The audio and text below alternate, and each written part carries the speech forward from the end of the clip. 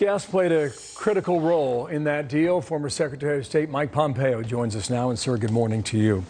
Got the peace deal in front of me. I have two specific questions. Dana has two specific questions, but you were invoked heavily yesterday on behalf of the current president's comments. Go ahead and defend yourself based on what you heard yesterday. Let's start there before we dive in. Well, Bill, Dana, thanks for having me on this morning. Let me begin by saying that Susan and I are praying for the families of the soldiers and Marines who were killed yesterday. Bless them. They were doing amazing work on behalf of the United States in an incredibly difficult situation. We're praying for the continued security of the folks who are on the ground still trying to get Americans home. I want to thank everyone who served in Afghanistan for all the work they did all of these years. Bill, as for the deal, we were very clear from the beginning with the Taliban. By the way, we were negotiating with the Afghan government. We had to deal with them too. We're talking to the folks in the north. We weren't just talking to the Taliban, but we were clear with the Taliban that we had this understanding, but you were going to live up to it. And we had a conditions-based withdrawal plan, and we executed that. We went down from about 15,000 to a little over 2,500, and for the last 13 months of our administration, we didn't have a single American attacked or a single American killed. It wasn't because of the piece of paper. That was the set of understandings. It was because the Taliban understood that if they acted against Americans and took on actions that were inconsistent with what they had promised to do, we'd respond. And we did, Bill. We did it multiple times. When they pushed on us in the Trump administration, we responded with American power and American might. And we made clear to the Taliban that deterrence was going to be maintained. The difference was when the Biden administration came in, when the Taliban pushed, they withdrew. They showed weakness. The Taliban rolled it up. They put our military in an incredibly difficult position because they weren't prepared to defend the conditions and then decided to withdraw when the conditions weren't right. Bill, you know this. All of your viewers know this. President Trump wanted to get all of our folks out. No one disputes that the right thing to do was to get these folks home.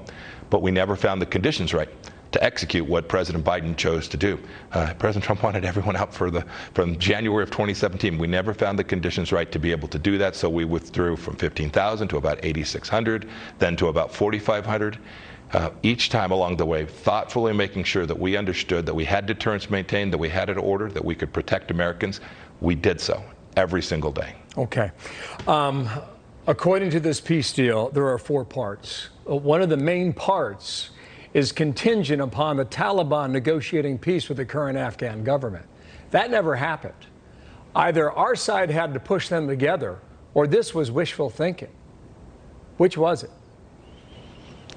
Well, Bill, we did have to push. There's no doubt. For 20 years, the Afghans wouldn't talk to each other. But President Trump had 2 mission sets. One was to get our folks out. The second one was to reduce the risk we'd be attacked from there again. So a part of that mission, that second objective, was to get the Afghans at the table talking. We had women's NGOs in the meeting room. We had the Afghan government. We had former leaders in Afghanistan. And we had the Taliban, all beginning to try to pound out a set of conversations. We knew this would likely take years to achieve, but that peace and reconciliation process was important. So therefore, the deal, if you were going to create the stability, if you're going to create the stability you needed, Bill, you had to do it. I'm sorry, go ahead. If they did not live up to, either side live up to the deal is null and void. And then you can go back to the Taliban and say, you broke the agreement. And that did not happen. Of course. Why? Of course. Oh, no. We told the Taliban repeatedly that they were violating the agreement, Bill. Repeatedly. What happens next, sir? And we responded, and we imposed, Bill, we imposed real costs on them when they did so. We imposed costs on President Ghani, too. When he wouldn't sit down and talk, we took over $1 billion away from him. We were putting pressure on the Afghans to deliver on America's interests. We weren't trusting the Taliban. We were delivering on the things that mattered to American security. And we executed that in a way that protected American interests throughout Afghanistan. Sir, yesterday President Biden said, "We will not forgive, we will not forget."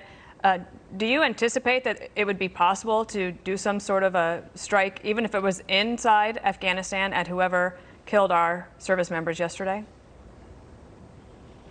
I give a lot of credit to our military and their capabilities. I hope there's still intelligence capacity there. I don't know, Dana, if that's true or not. It's certainly gotten more difficult. It's gotten more difficult for multiple reasons, one of which is they've now given the names of these Americans to the bad guys. This is incomprehensible. It reminds me of when President Biden gave the identity of our cyber risks to the Russians, right? This is naivete of Wilsonian proportions. They trusted the Taliban to protect Americans. We never did that. We trusted America to protect America's interests at every turn. You've got the Taliban, you've got ISIS, you got the Haqqani network, and you've got Al-Qaeda. And there was a devastating report from the UN back in the early summer. It suggests between 8,000 and 10,000 Islamic jihadists flooded into the country of Afghanistan, which just contributes more and more to this wicked stew of terrorists that are now free to roam. Yeah. Is there a hair's difference between any of those groups I mentioned? Bill, there is, but they have a common theme, and you hit on this. These are radical Islamic terrorists who want to undermine our republic, and they'd like to kill Westerners and Americans in particular. So in that sense, they're all the same. They have different power struggles amongst them. They'll fight each other. But in the end, they all oppose America more than they oppose each other. Okay, and I think Dana was touching on this. If the Taliban just rolled through the country, doesn't the Taliban know where ISIS-K is located? And if they're claiming responsibility, should we not demand that information before we leave? Of course. Of course we should. Whether the Taliban has perfect information, I doubt it. But they certainly know where the ISIS folks are. There have been times there was conflict. The Taliban attacked ISIS while we were there. They went after them from time to time, for sure. So it's not the case that they are true partners in the sense that they share perfect commonality. But they do share this common theme, which is they want to undermine us. They want to kill Americans. And so I can't tell you precisely what happened yesterday. I can't tell you precisely who did it. But America's interests are making sure that any radical Islamist is pushed back and that we secure our resources. You know, Bill, we've got just over 100 hours before we're going to have to extract 5,000 Americans from this. This is a very dangerous time. This is a sobering day. And I hope that we will show the resolve and strength necessary to protect our American interests in the way that President Trump and I did for 4 years.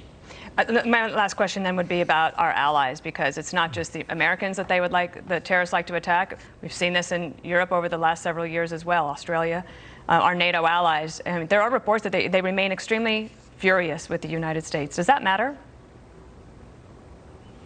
It matters an awful lot, because while we're focused on Afghanistan today, Dana, make no mistake about it, these radical Islamist terrorists aren't limited to Afghanistan. They're in Yemen, they're in Southeast Asia, they're in Al-Shabaab in Africa.